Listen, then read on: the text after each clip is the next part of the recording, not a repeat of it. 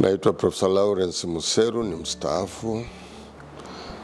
Mimi ni daktari bingwa wa upasuaji wa mifupa na majeruhi ambaye nimefanya kazi Hospitali ya Taifa Muhimbili pamoja na Chuo Kikuu cha Dar es Salaam na Chuo Kikuu Kishiriki cha Afya cha Muhimbili.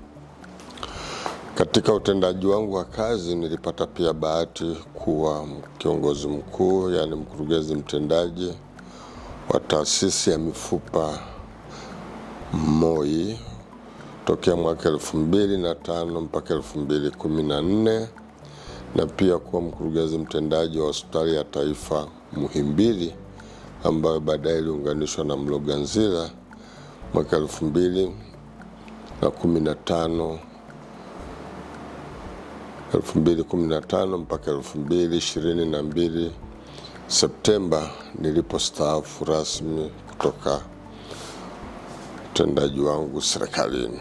Juhudi za kutoa huduma za kibobezi na kibingwa nchini zilianza siku nyingi kwa serikali kusomesha wataalamu wa enzi hizo miaka ya 60 masomo ya kibingwa hasa nchini Uingereza. Lakini kulikuwa na changamoto moja kubwa kwamba wataalamu hao walipokuwa wanarudi walishindwa kuanzisha hizi huduma za kibingwa na kibobezi hapa nchini, na baadaye ilikuja kujulikana kwamba ni kwa sababu miundombinu iliyokuwepo hapa nchini ilikuwa haiwezi au haistahili kutoa huduma za kibingwa.